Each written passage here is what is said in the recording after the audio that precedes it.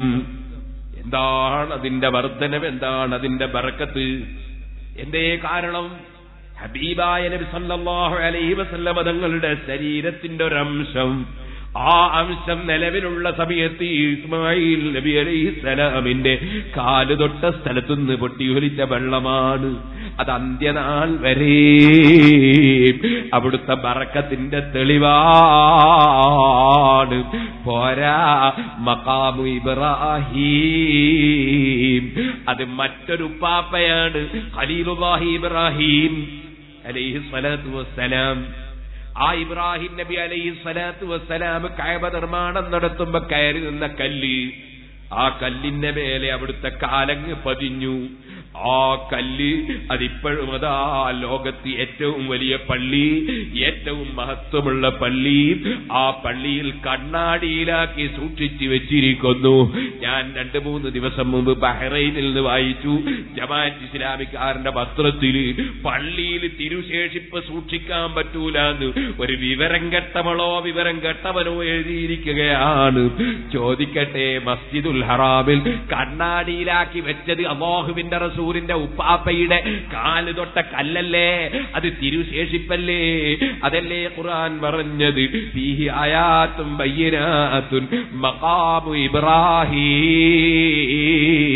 ഇബ്രാഹിം നബി അലൈഹിസ്സലാമിന്റെ തിരുശേഷിപ്പ്, അവിടുത്തെ കാല് തൊട്ട കല്ല് അതാ കഅബയുടെ സമീപത്തുണ്ട് നബിയേ. ആ കല്ല് വെച്ചിട്ടുള്ള സ്ഥലം, കല്ലിന്റെ സമീപത്ത് വെച്ച് നിസ്കരിക്കാനാണ് കൽപ്പന. വത്തഖിദൂ മിൻ മഖാമി ഇബ്രാഹീമ മുസല്ലാ. പരിശുദ്ധ ഖുർആനാണ്. പുത്തൻവാദികൾക്ക് അതൊക്കെ ശിർക്കായിരിക്കും, പക്ഷേ അവർക്ക് ഖുർആൻ ശിർക്കാണ്. അല്ല, ഖുർആനിൽ ശിർക്കുണ്ടായിട്ടല്ല, അവരുടെ ചിന്തക്ക് കിറുക്കാണ്. പരിശുദ്ധ ഖുർആൻ പഠിപ്പിച്ച സുന്നത്ത് ജമാഅത്തിന്റെ ആശയങ്ങൾ അവർക്ക് പഠിക്കാനും മനസ്സിലാക്കാനും ചിന്തിക്കാനും സാധിച്ചില്ല. അല്ലാഹുവേ, അവരെ നീ സന്മാർഗത്തിന്റെ വഴിയിലേക്ക് കൊണ്ടുവന്ന് നന്നാക്കണം റഹ്മാനേ. ഓ സഹോദരന്മാരെ, അപ്പോ അത് ചെറിയ സംഗതിയല്ല. എന്നാ ഈ സംസം വെള്ളത്തെ പറ്റി ഒരു കാര്യം കൂടി നിങ്ങൾ പഠിക്കേണ്ടിട്ടുണ്ട്, മനസ്സിലാക്കേണ്ടതുണ്ട്. അറിയുന്നവരായിരിക്കും പലരും. എന്നാലും എന്താണ് ഹദീസിൽ പറഞ്ഞിട്ടുണ്ട്, മാഉ സംസം ലിമാ ശുരിബ ലഹു. സംസം വെള്ളം ഏതൊരു ഉദ്ദേശത്തിന് വേണ്ടി കുടിച്ചോ, കുടിച്ച കാര്യം ശരിയാകുമെന്ന് മുഹമ്മദ് റസൂലുള്ളാഹി. അവിടെ സംസം വെള്ളം കുടിക്കുമ്പോൾ ഒരു ദിക്ർ സുന്നത്തുണ്ട്, ഇമാമിങ്ങൾ പറയാ, ബിസ്മില്ലാഹി അല്ലാഹുമ്മ ഇന്നഹു ബലഗനി അൻ ഹബീബിക വറസൂലിക സയ്യിദിനാ മുഹമ്മദിൻ സ്വല്ലല്ലാഹു അലൈഹി വസല്ലം ഔസം ലിമാ ശുരിബ ലഹു അല്ലാഹുമ്മ ഇന്നി യസ്റു മാ സംസം ഹാദാ ലികല. സംസം വെള്ളം കുടിക്കുമ്പോൾ പഠിച്ചവരെ, നബി സല്ലല്ലാഹു അലൈഹി വസല്ലം തങ്ങൾ സംസം വെള്ളം ഏത് ഉദ്ദേശം വെച്ച് കുടിച്ചോ അത് ശരിയാവുമെന്ന് പറഞ്ഞതായി ഹദീസിൽ വന്നിട്ടുണ്ട്. അതുകൊണ്ട് ഞാൻ ഇത് ഇന്ന ഉദ്ദേശത്തിന് വേണ്ടി കുടിക്കുന്നു എന്ന് നിയ്യത്ത് ചെയ്ത് പറഞ്ഞുകൊണ്ട് കുടിക്കൽ സുന്നത്തുണ്ട്. അപ്പൊ ഹദീസിൽ വന്നുകൊണ്ട് എല്ലാവർക്കും ഉറപ്പല്ലേ? അല്ലേ? നബി സല്ലല്ലാഹു തങ്ങൾ പഠിപ്പിച്ച എല്ലാവർക്കും ഉറപ്പല്ലേ? സംസം വെള്ളം കൊണ്ട് ഉദ്ദേശിച്ച കാര്യം നേടുമെന്ന് ഉറച്ചില്ലേ? ഉറപ്പ് തന്നെയാണ്, സംശയമൊന്നുമില്ല. ഈ അജ്ജാവരത്തുണ്ട് ഹസൻ സഖാഫി ഒരു ദിവസം എന്നോട് വന്നിട്ട് പറഞ്ഞു, എന്റെ ഉമ്മാക്ക് ക്യാൻസർ രോഗാന്ന് ഡോക്ടർമാർ പറഞ്ഞു. ഞാൻ കുറച്ച് സംസം വെള്ളം കൊണ്ടാണ്. സംസം വെള്ളം കൊണ്ടുവന്നു, സംസം വെള്ളം കൊടുത്തു. അൽഹംദുലില്ലാഹ്, അയാൾ എന്റെ പിന്നെ പ്രസംഗിക്കുന്ന ഞാൻ കേട്ടു. സംസം വെള്ളം കുടിച്ചു, ഉമ്മാന്റെ ക്യാൻസർ രോഗം മാറിപ്പോയി. അത് സംസം വെള്ളം എന്ന് പറഞ്ഞാൽ ചെറിയ സംഗതിയല്ലത്. മാഉ സംസം ലിമാ ശുരിബ ലഹു. അത് കുടിച്ച സംഗതി ശരിയാവുന്ന ഹദീസിലുണ്ട്. പക്ഷേ ഏതെങ്കിലും വിവരം കേട്ട ചങ്ങാതി നാളെ ഒരു വെല്ലുവിളി, സംസം വെള്ളം ഒറിജിനൽ ആണോ എന്ന് പരിശോധിക്കാൻ വേണ്ടി ഒരു വെല്ലുവിളി. എന്താ വെല്ലുവിളി? സംസം വെള്ളം ഏത് ഉദ്ദേശം വെച്ച് കുടിച്ചോ അത് ശരിയാവുന്ന ഹദീസിലുണ്ട്. നിങ്ങൾ മക്കത്തുനിന്ന് കൊണ്ടുവന്ന ഈ സംസം വെള്ളം ശരിയാണോ എന്നൊന്ന് പരിശോധിക്കണം. പരിശോധന എങ്ങനെ? എന്റെ മനസ്സിലൊരു മുറാദുണ്ട്. എന്റെ മനസ്സിലെ മുറാദ് എന്താ? ഇന്ന ഒരു മൊയ്ലിയാര് നശിക്കണോന്നാ, അല്ലെ ഇന്ന ഒരു തങ്ങൾ നശിക്കണോന്നാ, അല്ലെ വേറൊരു ചങ്ങാതിന്റെ കച്ചവടം അങ്ങനെ തന്നെ പൊളിഞ്ഞിട്ട് എന്റെ പീടികയിലേക്ക് വരണോന്നാ. അങ്ങനെയൊക്കെ അല്ലേ ഓരോരുത്തരുടെ മുറാദ് ഉണ്ടാകുക. ഈ മുറാദ് ശരിയാകാൻ വേണ്ടി ഞാൻ സംസം വെള്ളം കുടിക്കുന്നു, അത് ശരിയായിട്ടില്ലെങ്കിൽ ഈ സംസം വെള്ളം ഒറിജിനൽ അല്ലാതെ തീരുമാനിക്കും. ഇങ്ങനെ ഒരുത്തം വെല്ലുവിളിച്ച് ആ വെല്ലുവിളി നേരിടാൻ പറ്റുമോ? നേരിടാൻ പറ്റൂല. മതത്തെക്കുറിച്ച് വിവരമില്ലാത്ത ഒരു മതം കൈകാര്യം ചെയ്യുന്നത് അതിനു വേണ്ടി അത് പറയും. അങ്ങനെ ഒരുത്തം വെല്ലുവിളിച്ചാൽ നേരിടാൻ പറ്റൂല. ഹദീസ് ഇല്ലാഞ്ഞിട്ടല്ല, ഹദീസ് ഉണ്ട്. പക്ഷേ അങ്ങനെ മുഅ്ജിസത്തും കറാമത്തും ബറക്കത്തും വെച്ചിട്ട് വെല്ലുവിളിച്ചാൽ അത് സ്വീകരിക്കാനോ ഈ സമുദായത്തിന് അനുമതി കൊടുത്ത ഒരേ ഒരു മൊയ്ജിദത്ത് മാത്രമേ ഉള്ളൂ. വേറുള്ള ഒരു മൊയ്ജിദത്ത് കൊണ്ടും ബർക്കത്ത് കൊണ്ടും കറാമത്ത് കൊണ്ടും വെല്ലുവിളിക്കാൻ പാടില്ല. വെല്ലുവിളിക്കാനും വെല്ലുവിളി സ്വീകരിക്കാനും ഒറ്റ ഒരു മൊയ്ജിദത്ത് മാത്രമേ അള്ളാഹു കൊടുത്തിട്ടുള്ളൂ. ഉമ്മത്തിന് വെല്ലുവിളിക്കാൻ, അമ്പിയാക്കല്ല. അമ്പിയാക്കൾക്ക് വെല്ലുവിളിക്കാൻ പറ്റും, ഉമ്മത്തിന് വെല്ലുവിളിക്കാൻ ഒറ്റ മൊയ്ജിദത്ത് മാത്രമേ ഉള്ളൂ. ആ മൊയ്ജിദത്ത് എന്താണ്? ദാമത്തില്ലദൈനാ ഫാഫാ ഖദ് കുല്ലാ മുഅ്ജിസതി മിനൻ നബീന ഇദ് ജഅത് വലം തദുമി. ഖിയാമത്ത് നാൾ വരെ വെല്ലുവിളിച്ചുകൊണ്ട് നിലനിൽക്കുന്ന ഒരു മൊയ്ജിദത്ത് പരിശുദ്ധ ഖുർആൻ. ഈ ഖുർആനിലുള്ള ഒരു സൂറത്ത് പോലെ ഒരു സൂറത്ത് ഖുർആന്റെ വിരോധികൾക്ക്, നബി തങ്ങളുടെ വിരോധികൾക്ക് ആർക്കെങ്കിലും കൊണ്ടുവരാൻ കഴിയുമോ എന്നൊരു ചോദ്യം, വെല്ലുവിളിയാണ്. ഇന്ന് വരെ ആർക്കും നേരിടാൻ കഴിഞ്ഞില്ല. ഖിയാമത്ത് നാൾ വരെ നിങ്ങൾ വെല്ലുവിളിച്ചോ? പേടിക്കണ്ട. ആര് വെല്ലുവിളിച്ചാലും നേരിട്ടോ? പേടിക്കണ്ട. വേറെ ഒരു മൊയ്ജിദത്തുകൊണ്ടും കറാമത്തുകൊണ്ടും ബർക്കത്തുകൊണ്ടും വെല്ലുവിളിക്കാൻ പാടില്ല. ഒരാൾ വെല്ലുവിളിച്ചാൽ സ്വീകരിക്കാനും പാടില്ല. സ്വീകരിച്ചാൽ ദീൻ പൊളിക്കലാണ്. കണ്ടില്ലേ നിങ്ങൾ പെട്ടിലെ എല്ലാ കക്ഷികളും പെട്ടിലെ. ബഹുമാനപ്പെട്ട ഉള്ളാൾ തങ്ങൾ കാന്തപുരം അള്ളാഹുർക്ക് ദീർഘായുസ്സും ആഫിയത്തും കൊടുക്കട്ടെ. ഞാൻ വെറുതെ ദ്വാരുന്നല്ല. കാദിയാനി എന്ന് പറഞ്ഞൊരു സാധനം, അത് കാദീന്റെ തെസിനിയൊന്നല്ല. കാദിയാനി എന്ന് പറഞ്ഞൊരു സാധനം എന്താണ്? മുഹമ്മദ് നബി സല്ലല്ലാഹു അലൈഹി വസല്ലം ശേഷം പുതിയ നബി വന്ന് പോയി തന്നെ ചങ്ങായി. കാദിയാനി കാഫിറാണെന്ന് സർവ്വ പണ്ഡിതന്മാരും ഇമാമികളും ഒരു കാഫിറാണ്. കാരണം അള്ളാഹിന്റെ റസൂലിന് ശേഷം പുതിയ നബി വന്നു തന്നെ അവൻ കാഫിറാണ്, മുസ്ലിമല്ല. മനുഷ്യന്മാര് വസ്ത്രത്തിൽ ഒരു അഹമ്മദിയ മുസ്ലിം, വെള്ളച്ചായ എന്ന് പറയും പോലെ, ചായയായിട്ടൊരു ബന്ധമില്ല. ചായപ്പൊടിയിലാണ് ചായ. അപ്പോ ഈമാനില്ല, ഇസ്ലാമില്ല, പക്ഷേ അഹമ്മദിയ മുസ്ലിം എന്ന് പറഞ്ഞൊരു സാധനം, അതാണ് കാദിയാനി. ഈ കാദിയാനി വെല്ലുവിളിച്ച് കൊടിയത്തൂരുന്നു. എന്താ വെല്ലുവിളിച്ചത്? മുഹമ്മദ് നബി സല്ലല്ലാഹു അലൈഹി വസല്ലം തങ്ങൾ യഹൂദികളോടോ നസാറാക്കളോടോ അതുപോലത്തെ കക്ഷികളോട് മുബാഹലക്ക് വേണ്ടി വെല്ലുവിളിച്ച സംഭവം ഖുർആനുണ്ട്. അത് വെച്ചിട്ട് കാദിയാനി വെല്ലുവിളിച്ചു, ഞങ്ങൾ മുബാഹലക്ക് വെല്ലുവിളിക്കുന്നു. മുബാഹല എന്ന് പറഞ്ഞാൽ ശാപപ്രാർത്ഥന. ശാപപ്രാർത്ഥന. നിങ്ങളോ ഞമ്മളോ ആരാ? സത്യത്തിന്റെ ആളുകൾ. അസത്യത്തിന്റെ ആളുകൾക്ക് അല്ലാഹു തആല മുസീബത്ത് ഇറക്കട്ടെ എന്ന് രണ്ടൂട്ടരും കൂടി സത്യം ചെയ്തിട്ട് ശാപപ്രാർത്ഥന നടത്തുക, മുബാഹല എന്ന് പറയും. ഈ മുബാഹല നടത്താൻ വെല്ലുവിളിച്ചാൽ കാദിയാനിയാണ്. ബഹുമാനപ്പെട്ട ഉള്ളാള് തങ്ങളും കാന്തപുരം ഉസ്താദ് പറഞ്ഞു, ആ മുബാഹല വെല്ലുവിളി സ്വീകരിക്കാൻ പാടില്ല. സ്വീകരിച്ചുകൊണ്ട് അവരോട് മുബാഹല നടത്താനും പാടില്ല. നടത്തിയാൽ അത് ഇസ്ലാമിനെ കളങ്കപ്പെടുത്തലാണ് എന്ന് പറഞ്ഞു. എന്ന് ഞാൻ വെറുതെ പറയല്ല. 10-25 കൊല്ലം മുമ്പുള്ള സംഭവ. പല കുട്ടികൾക്കും ഓർമ്മ ഉണ്ടാവില്ല. ഞാൻ അന്നത്തെ മാതൃഭൂമി പത്രം എടുത്ത് സൂക്ഷിച്ചിട്ടുണ്ട്. ഇപ്പോഴത്തെ ചെറിയ കുട്ടികൾക്ക് അത് അറിയില്ല. അന്ന് ഞാൻ മംഗലാപുരത്ത് പ്രസംഗിച്ചിട്ടുണ്ട്. ഏതാ സമസ്ത, അതുപോലെ തന്നെ ഏതാ പണ്ഡിതന്മാർ, ഇതൊക്കെ ഇൻഷാ അല്ലാഹ് വളരെ വ്യക്തമായിട്ട് വരുന്ന സംഭവം വരാൻ പോകുന്നുണ്ട് എന്ന് ഞാൻ മംഗലാപുരത്ത് പ്രസംഗിക്കും. ഞാൻ സൂക്ഷിച്ചു വെച്ചിട്ടുണ്ട് മാതൃഭൂമി. സുഹൃത്തുക്കളെ, അങ്ങനെ ഞാൻ പറയട്ടെ, മുബാഹല നടത്തുമ്പോൾ തങ്ങളും ഉസ്താദും പറഞ്ഞു ഇത് നടത്താൻ പാടില്ല. പക്ഷേ ബാക്കിയുള്ള എല്ലാ ജമാഅത്ത് ഇസ്ലാമിക്കാരും എല്ലാ മുജാഹിദും അവരുടെ കൂടെ കൂടിയവരും എല്ലാവരും കൂടിയിട്ട് മുബാഹല നടത്തി കാദിയാനികളായിട്ട്. എന്താ പ്രാർത്ഥിച്ചത്? 6 മാസത്തിലിടയ്ക്ക് നമ്മളെ കൂട്ടത്തിൽ അസത്യവാദികൾ ആരാണോ അവർക്ക് അല്ലാഹു തആല മുസീബത്ത് ഇറക്കട്ടെ എന്ന് ശാപപ്രാർത്ഥന. 6 മാസം കാത്തുനിന്ന് സുബ്ഹാനല്ലാഹ്. കേരളത്തിലൊരു പത്രത്തിൽ വന്ന് 6 മാസത്തിനിടയ്ക്ക് എന്തായാലും കാദിയാനി ശരിയായി പോകുന്നതാണ്. 6 മാസം കഴിഞ്ഞ് നോക്കുമ്പോൾ ഒന്നും പറ്റിയില്ല. കാദിയാനിക്കും പറ്റിയില്ല, ഇപ്പുറത്തുള്ളവർക്കും പറ്റിയില്ല. അപ്പോഴതാ ദേശാഭിമാനി എന്നൊരു പത്രമുണ്ട് കേരളത്തിൽ. കമ്മ്യൂണിസ്റ്റുകാർ ഇറക്കുന്ന അവർ ഇസ്ലാമിൽ വിശ്വാസമില്ലാത്ത, ഒരു മതത്തിലും വിശ്വാസമില്ലാത്ത ഒരു യുക്തിവാദി ലേഖനം ദേശാഭിമാനിയിൽ. എന്താ ഇതിനറിയോ? മുബാഹല ദൈവം അനങ്ങിയില്ല ഹെഡിങ്. അതും വെച്ചിട്ടുണ്ട്, ഞാൻ സൂക്ഷിച്ചിട്ടുണ്ട്. അതിലെന്താ പറയുന്നറിയോ? 6 മാസം ദൈവത്തിന് അവധി കൊടുത്ത്. എന്തിന്? ശിക്ഷ ഇറക്കാന്. എന്നിട്ട് എല്ലാ ആളുകളും കൂടിയിട്ട് എല്ലാ മുസ്ലിം പണ്ഡിതന്മാരും ഈ കാന്തപുരത്തിനും കാന്തപുരവും ഉള്ളാളങ്ങൾ വിളിച്ച് മുസ്ലിം പണ്ഡിതന്മാരൊക്കെ അതിൽ പങ്കെടുത്തുകൊണ്ട് അതിന് അനുകൂലിച്ചുകൊണ്ട് മുബാഹല നടത്തി. 6 മാസമായി ഇങ്ങനെ കാത്തുനിന്ന്. 6 മാസമായിട്ട് പത്രത്തിൽ യുക്തിവാദി എഴുതാണ്, ദൈവം ഇന്നേ വരെ പ്രതികരിച്ചിട്ടില്ല, അതുകൊണ്ട് ഇപ്പോൾ ബോധ്യപ്പെട്ടു ദൈവം ഇല്ല, പടച്ചവനില്ല എന്ന് ബോധ്യപ്പെട്ടു എന്ന് ദേശാഭിമാനിയിൽ ലേഖനം. എന്തുകൊണ്ട് സംഭവിച്ചു? വെല്ലുവിളിക്കാൻ പാടില്ലാത്തത് വെല്ലുവിളിച്ചു, സ്വീകരിക്കാൻ പാടില്ലാത്തത് സ്വീകരിച്ചു. വെല്ലുവിളിക്കാൻ ഒരു മുഅ്ജിസത്ത് മാത്രമേ സമ്മതം തന്നിട്ടുള്ളൂ. അത് പരിശുദ്ധ ഖുർആനാണ്. ഖുർആൻ ഫഅ്തു ബിസൂറത്തിൻ മിൻ മിസ്ലിഹി. ഖുർആനിൽ സംശയമുണ്ടോ? ഒരു സൂറത്തെങ്കിലും കൊണ്ടുവരൂ. ആ വെല്ലുവിളി ഇപ്പോഴും ഞാൻ വെല്ലുവിളിക്കുന്നു. ഖുർആനിൽ ഒരു സൂറത്ത് പോലെ സൂറത്ത് കൊണ്ടുവരാൻ കഴിയുമോ? ഖിയാമത്ത് നാൾ വരെ സാധ്യമല്ല. അതേ സമയത്ത് വേറെ ഒരു മുഅ്ജിസത്ത് കൊണ്ടും കറാമത്ത് കൊണ്ടും വെല്ലുവിളിക്കാൻ പാടില്ല. കാരണം അതേ മുഅ്ജിസത്ത് അമ്പിയാക്കൾ ഉദ്ദേശിക്കുമ്പോഴാണ് അല്ലാഹു അല്ലാഹു തആല മുഅ്ജിസത്ത് കൊടുക്കുന്നത്. ഔലിയാക്കൾ ഉദ്ദേശിക്കുമ്പോഴാണ് കറാമത്ത് കൊടുക്കുന്നത്. അവരിപ്പോഴത് കിട്ടണമെന്ന് ഉദ്ദേശിക്കുന്നുണ്ടോ ഇല്ലേ എന്ന് നമുക്കറിയാൻ സാധ്യമല്ല. അതുകൊണ്ട് തന്നെ നമുക്കത് വെച്ച് മുഅ്ജിസത്തുകൊണ്ടും കറാമത്തുകൊണ്ടും വെല്ലുവിളിച്ചൂടാ. ഇനി ഞാൻ അതിനൊരു ചെറിയ ഒരു സംഭവം, ഒരു ഹദീസും കൂടി അതാ പ്രത്യേകിച്ച് എന്റെ സദസ്സിലുള്ള മുതഅല്ലിമീങ്ങളും മുഅല്ലിമീങ്ങളും മനസ്സിലാക്കാൻ വേണ്ടി പറയുന്നത്. മിസ്കാത്തിൽ നിങ്ങൾ ഓതിയിട്ടില്ലേ ഒരു ഹദീസ്, ലൗ ജുഇലൽ ഖുർആൻ ഫീ ഇഹാബിൻ സുമ്മ ഉൽഖിയ ഫിന്നാരി മഹ്തറഖാ. മിസ്കാത്തിലുള്ള ഹദീസാണ്.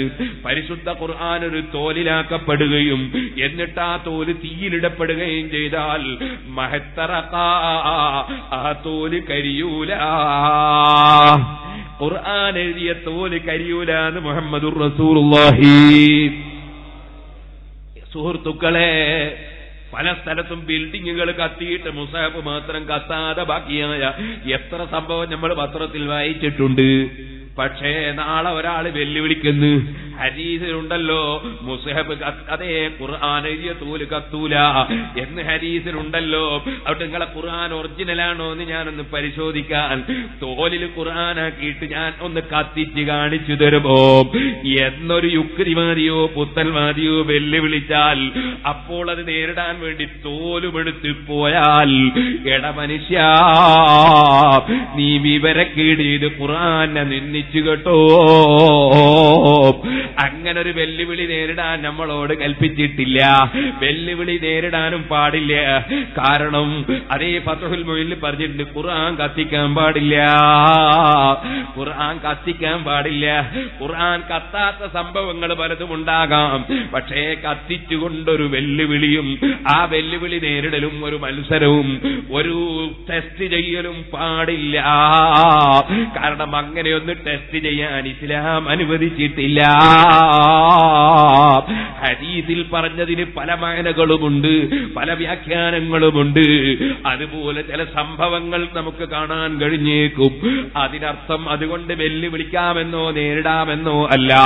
ഒന്നുകൂടി മനസ്സിലാക്കണം, അങ്ങനെ ഒരുത്തൻ ഖുർആൻ കത്തിക്കാൻ പോയാൽ അവൻ ഇസ്ലാമിനെയും ഖുർആനെയും നിന്ദിച്ചവനാണ്. അങ്ങനെ കത്തിക്കാൻ അനുമതി തന്നിട്ടില്ല. ഹദീസിലുണ്ട് എന്നത് ശരിയാണ്. പക്ഷെ ആ ഹദീസിൽ പറഞ്ഞതിന് പല വ്യാഖ്യാനങ്ങളും മാനകളും പണ്ഡിതന്മാര് പറഞ്ഞിട്ടുണ്ട്. അതിന്റെ പേരിൽ മുസ്ഹഫ് കത്തിച്ച് നോക്കാൻ പാടില്ല. ഹദീസിൽ ഇങ്ങനെ ഉണ്ട് എന്നത് ശരിയാണ്, അത് നിഷേധിക്കാനും പോകണ്ട. അതേ സമയത്ത് കത്തിച്ചു നോക്കാൻ പാടില്ല. ഇത് നമ്മളൊക്കെ മനസ്സിലാക്കണം. ഇനിയും 100 ഉദാഹരണങ്ങൾ ഈ വിഷയത്തിൽ പറയാനുണ്ട്.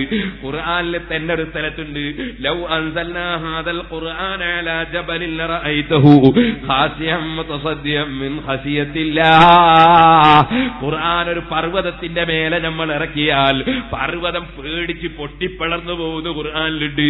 അപ്പൊ നാളെ തന്നെ ഒരാളൊരു മുസ്ഹഫ് എടുത്ത് വന്നിട്ട് ഇത് ഖുർആനാണോ എന്നൊന്ന് പരിശോധിക്കാൻ വേണ്ടി മലന്റെ മുകളിൽ കൊണ്ടാക്കിയിട്ട് പൊട്ടുന്നുണ്ടോ നോക്കാ എന്ന് പറഞ്ഞിട്ട് ആരും തന്നെ മുസ്ഹഫ് കൊണ്ടുപോയി വെച്ച് മല പൊട്ടുന്നുണ്ടോ നോക്കണ്ട.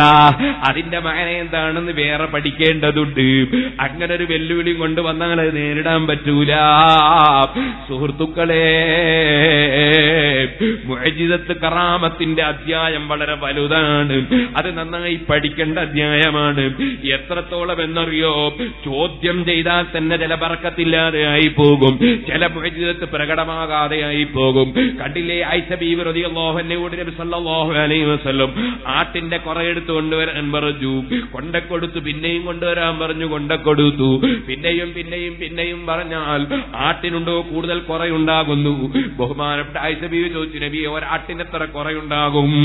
അപ്പ ആയിഷ ബീവിയോട് പറഞ്ഞു, ആയിഷ, നീ അത് ചോദ്യം ചെയ്യാതെ ഞാൻ പറയുമ്പോഴൊക്കെ നീ ചട്ടിയുടെ സമീപത്ത് ചെന്നിരുന്നുവെങ്കിൽ പാത്രത്തിൽ ഖിയാമത്ത് നാൾ വരെ നിനക്ക് കിട്ടുമായിരുന്നു. നീ അത് ചോദ്യം ചെയ്തതുകൊണ്ട് ഇല്ലാതെയായി പോയി. മുഅ്ജിസത്ത് ബറക്കത്ത് അതേ ചോദ്യം ചെയ്യുമ്പോൾ ചിലപ്പോൾ പ്രകടമാകാതെ വരും.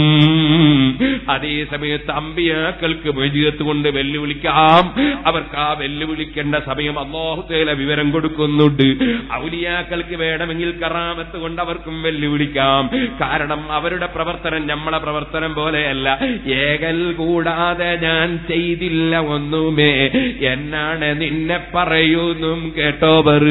ആരാനും ചോദിച്ചാൽ അവരോട് ചൊല്ലുവാർ, അനുവാദം വന്നാൽ പറവൻ ഞാൻ എന്നോവർ.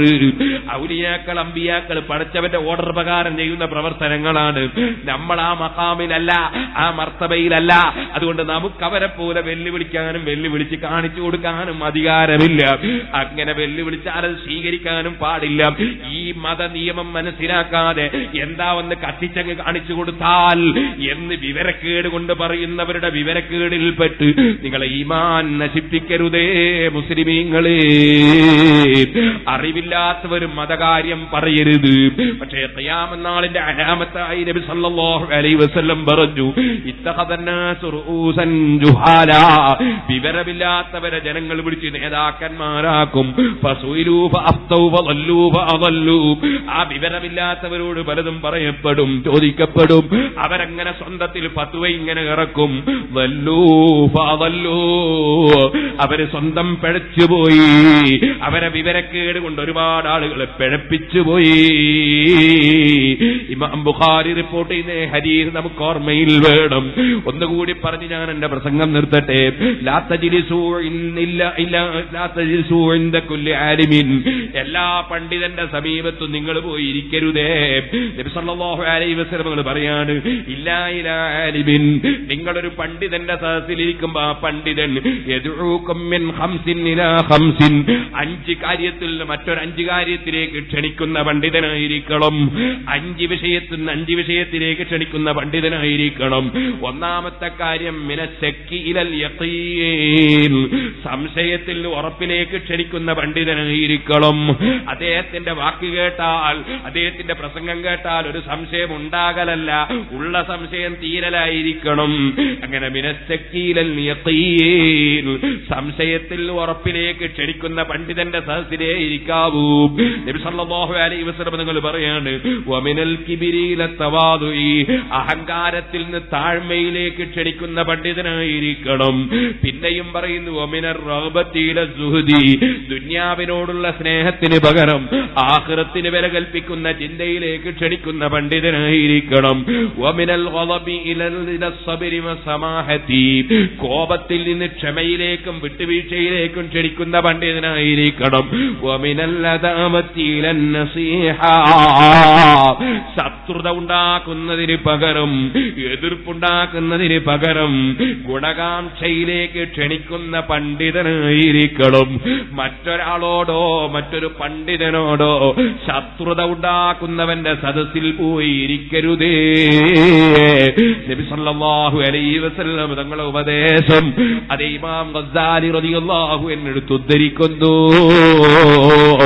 അതുകൊണ്ട് ദീനും തഖ്വയുമുള്ളവരുടെ സദസ്സിൽ പങ്കെടുത്ത് ദീനും തഖ്വയുള്ളവരുമായി ബന്ധപ്പെട്ട് നമ്മുടെ മനസ്സ് ശുദ്ധീകരിച്ച് നല്ലവരായി തഖ്വയോടെ ജീവിച്ച് തഖ്വയോടെ മരിക്കണേ മുസ്ലിമീങ്ങളെ. അതാ സഹോദരിമാരോടൊരു വസിയ്യത്ത്. ഉറൂസിന് വരുമ്പോ, കല്യാണത്തിന് പോകുമ്പോ, ഏത് സ്ഥലത്ത് പോകുമ്പോഴും ശരീരം പൂർണ്ണമായി മറച്ചുകൊണ്ടല്ലാതെ ഒരു സ്ഥലത്തേക്കും ഇറങ്ങി വരുതേ സഹോദരിമാരെ. പുരുഷന്മാരുമായി ഇടകലരുതേ സഹോദരിമാരെ. ഔറത്ത് മറക്കാതെ, തലമറക്കാതെ, മുഖം മറക്കാതെ, മാറ് മറക്കാതെ കല്യാണത്തിന് പോകുന്ന, ഉറൂസിന് പോകുന്നതൊക്കെ കടുത്ത തെറ്റാണ് ഉമ്മമാരെ. ഒന്നുകൂടി പറയട്ടെ, ഉറൂസിന് വന്നിട്ട് നിസ്കാരങ്ങളാക്കരുതേ ഉമ്മമാരെ. ഉറൂസിന് നേരത്തെ തന്നെ എത്തി നിസ്കാരമൊക്കെ പുറക്കെത്തിയിട്ട് ഒന്നായിട്ട് 5 ഒന്നായിട്ട് അങ്ങ് നിസ്കരിക്ക. അങ്ങനൊരു ധാരണ വെച്ച് ഉറൂസിന് വന്നാൽ ഇറങ്ങുന്നത് തന്നെ ഹറാം, നടക്കുന്നത് ഹറാം, വരുന്നത് ഹറാം. നിസ്കാരങ്ങളാക്കിയിട്ടൊരു ഉറൂസുമില്ല, ഒരു നേർച്ചയുമില്ല, ഒരു വഅളുമില്ല, ഒരു ബിസിനസ്സുമില്ല, ഒരു കച്ചവടവുമില്ല, ഒരു ജീവിതവുമില്ല. നിസ്കാരങ്ങളാക്കിയിട്ട് ചെയ്യാൻ പറ്റുന്ന ഒരൊറ്റ അമലുമില്ല. അതുകൊണ്ട് ഒരു നേരത്തെ നിസ്കാരവും ഉമ്മമാരെ, ചെറുപ്പക്കാരെ, സഹോദരിമാരെ, സഹോദരന്മാരെ ഖളാക്കരുതേ. നമ്മളെ ഖൽബ് വളരെ ശുദ്ധമായിരിക്കണം. ദുനിയാവ് തരുന്നവരും അല്ലാഹയാണ്, ആഖിറം തരുന്നവരും അല്ലാഹയാണ്. നമ്മൾ ഒരൊറ്റ ആലിമിനെയും നിന്ദിക്കരുത്, ഒരു മുസ്ലിമിനെയും നിന്ദിക്കരുത്, ഒരു അമുസ്ലിമിനോടും കലാട്ടക്ക് പോകരുത്, ഒരു വർഗീയതയും ഉണ്ടാക്കരുത്, ഒരു തീവ്രവാദവും പ്രചരിപ്പിക്കരുത്, ഒരിക്കലും തന്നെ അനാവശ്യ സംസാരം നടത്തരുത്. അല്ലാഹുവിന്റെ ദീൻ ഹഖ് ഹഖായി ജനങ്ങൾക്ക് പറഞ്ഞു കൊടുക്കണം, ജനങ്ങൾക്കത് ബോധ്യപ്പെടുത്തണം. ഈമാൻ ഇവിടെ നിലനിർത്തണം, ഇസ്ലാം ഇവിടെ നിലനിർത്തണം.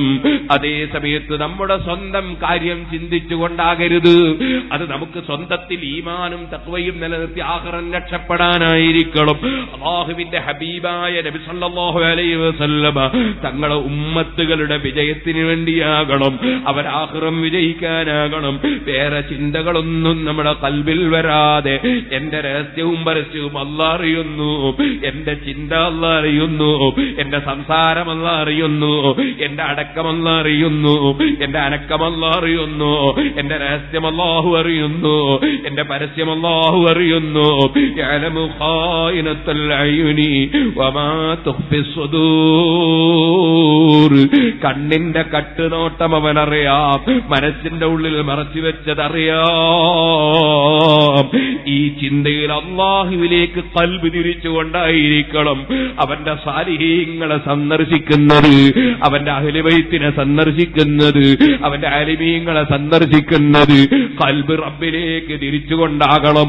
കൊടുക്കുന്നവൻ ഒന്നേ ഉള്ളൂ, തടയുന്നവൻ ഒന്നേ ഉള്ളൂ, അവനാണ് അല്ലാഹ്. ഔലിയാക്കളും അമ്പിയാക്കളും ആലിമീങ്ങളും ബറക്കത്തുകളും മുഅ്ജിസത്തുകളും കറാമത്തുകളും ഡോക്ടറും എഞ്ചിനീയറും വക്കീലും കോടതിയും പോലീസും രാജാവും ആരോഗ്യമുള്ളവനും പണക്കാരനും ഒക്കെ അല്ലാഹ് വെച്ച നിമിത്തങ്ങളാണ്, കാരണങ്ങളാണ്. കൊടുക്കുന്നവൻ ഒന്നേ ഉള്ളൂ, തടയുന്നവൻ ഒന്നേ ഉള്ളൂ, വലിയവൻ ഒന്നേ ഉള്ളൂ, അധികാരമുള്ളവൻ ഒന്നേ ഉള്ളൂ, ആരാധ്യൻ ഒന്നേ ഉള്ളൂ. ലാ ഇലാഹ ഇല്ലല്ലാഹ് മുഹമ്മദുർ റസൂലുള്ളാഹ്. ഈ കലിമത്തിൽ അടിയുറപ്പിച്ചു നിർത്തി ലാ ഇലാഹ ഇല്ലല്ലാഹ് എന്ന കലിമത്ത് ചൊല്ലി മരിക്കാൻ ഞങ്ങൾക്ക് ഭാഗ്യം തരണേ അല്ലാഹ്. അതിന് നിമിത്തമാകുന്ന സൽക്കർമ്മങ്ങളായി ഞങ്ങളെ എല്ലാ പ്രവർത്തനങ്ങളും, ഞങ്ങളെ ഉസ്താദുമാരുടെയും ശിഷ്യന്മാരുടെയും ഞങ്ങളോട് സഹകരിക്കുന്നവരുടെയും സർവ പ്രവർത്തനങ്ങളും അതിനുവേണ്ടി ഉള്ളതാക്കണേ അല്ലാഹ്. മാനവികത ഉണർത്താൻ വേണ്ടി, മനുഷ്യന് മനുഷ്യത്വം ഉണർത്താൻ വേണ്ടി മഹാനായ ശൈഖുനാ കാന്തപുരം ഉസ്താദ് നടത്തുന്ന കേരള യാത്രയും അതിന്റെ മുന്നോടിയായി ഏപ്രിൽ 11 മംഗലാപുരത്ത് നടക്കുന്ന വലിയ സമ്മേളനവും അതിന്റെ സമാപനമായി തിരുവനന്തപുരത്ത് 28 നടക്കുന്ന സമ്മേളനവും മറ്റ് മുഴുവൻ വിഷയങ്ങളും അല്ലാഹുവേ ഞങ്ങളുടെ ദീനീ സ്ഥാപനങ്ങളും ഇവിടെ വന്നപ്പോഴും സിറാജുൽ ഹുദയിലേക്ക് പലരും നേർച്ച തന്നവരുണ്ട്. ഇവിടെയുള്ള സ്ഥാപനങ്ങളെയും റൂസിലേക്കും ഒരുപാട് ഫണ്ടുകൾ കൊടുത്തവരുണ്ട്, കൊടുക്കുന്നവരുണ്ട്, നേർച്ച ചെയ്തവരുണ്ട്, സദഖ ചെയ്തവരുണ്ട്. അല്ലാഹുവേ ഞങ്ങൾക്കൊക്കെയും സർവ്വ അമലുകളും നീ സ്വീകരിക്കണേ റഹ്മാനേ. ഞങ്ങളുടെയും ഉസ്താദുമാരുടെയും സർവ്വ പ്രവർത്തനങ്ങളും നീ വിജയിപ്പിക്കണം റഹ്മാനേ. ربنا تقبل منا إنك أنت السميع العليم وتب علينا إنك أنت التواب الرحيم آمين برحمتك يا أرحم الراحمين وصلى الله تعالى وسلم على خير خلقه سيدنا محمد وآله وصحبه أجمعين. ഈ പരിപാടി ഉദ്ഘാടനം ചെയ്തായി പ്രഖ്യാപിക്കുന്നു. മുഖ്യ പ്രഭാഷണം നടത്തുന്ന ബഹുമാനപ്പെട്ട തങ്ങളാണ്. തങ്ങൾ ഇൻഷാ അല്ലാഹ് പ്രാർത്ഥനയും നടത്തും. ഞാനിവിടെ കയറിയപ്പോൾ ചോദിച്ച് ആൾക്ക് ഭക്ഷണമൊന്നും ഇല്ലേന്ന് ചോദിച്ചു. കാരണം ജുമാ കഴിഞ്ഞ ശേഷം ഒന്നും കഴിച്ചിട്ടില്ലല്ലോ, പട്ടിണിയാവില്ല. അപ്പൊ പറഞ്ഞ് 4 മണിയാകുമ്പോഴേക്ക് ഭക്ഷണം എല്ലാവർക്കും കിട്ടും, എല്ലാവർക്കും കൊടുക്കും, ഇവിടുന്ന് തന്നെ കൊടുക്കും. ചിലപ്പം ഭക്ഷണം ഏതായാലും ഉണ്ട് എന്ന് മനസ്സിലായി. അപ്പൊ റാഹത്തായി. അതുകൊണ്ട് നമ്മൾ നേരത്തെ നീണ്ട ദുആ മഖ്ബറിൽ വെച്ച് നടത്തിയിട്ടുണ്ട്. ഇൻഷാ അല്ലാഹ് തങ്ങൾ ദുആ ചെയ്യും. തങ്ങളുടെ പ്രസംഗമൊക്കെ കഴിഞ്ഞ് എല്ലാം കഴിഞ്ഞിട്ടേ നിങ്ങൾ പോകാവൂ. എനിക്ക് അസർ നിസ്കരിക്കാൻ സൂര്യബയൽ എന്ന സ്ഥലത്ത് ഇവിടുന്ന് 3.5 മണിക്കൂർ ഓടണം, എത്തണം. അത് ഏത് അസർക്കാർ എത്തുകയെന്ന് എനിക്കറിയില്ല. അതുകൊണ്ട് എല്ലാവരോടും ദുആ ചെയ്യാൻ വസിയത്ത് ചെയ്തുകൊണ്ട് നിർത്തുന്നു. അസ്സലാമു അലൈക്കും വറഹ്മത്തുള്ളാഹി വബറകാതുഹു.